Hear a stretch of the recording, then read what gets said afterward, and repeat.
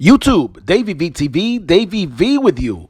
This next scumbag, cabrón, pendejo, is a prime example of yet another deadbeat who should have never had kids. As always, thank you for watching Davey VTV. Roll the video. This is breaking news from News 8.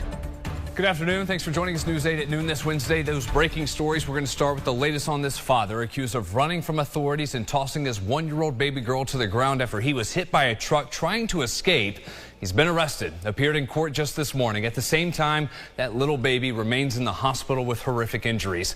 Mackenzie Misland was at the arraignment for the father this morning. She joins us now here in the studio with the new updates on the case. Mackenzie.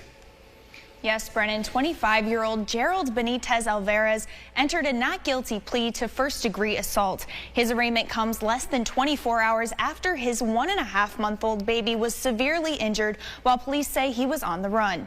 Yesterday afternoon, Monroe County Child Protective Services visited a woman at the House of Mercy on an anonymous complaint about the neglect of an infant. Upon arrival, police say Benitez Alvarez ran from CPS while carrying the child. While running, a box truck struck the man and baby, knocking them both to the ground. He picked up the infant and kept running, but eventually left her with a stranger and took off. He was arrested soon after. The baby is currently in the PICU with fractured arm, ribs, and skull, some bleeding to the brain and bruises on the face. Assistant District Attorney Sarah Van Strydong says the defendant failed to bring the baby to the hospital after these events, as well as beforehand. There were numerous messages to the mother begging her to take her to the hospital because he couldn't go or he'd risk being caught by CPS.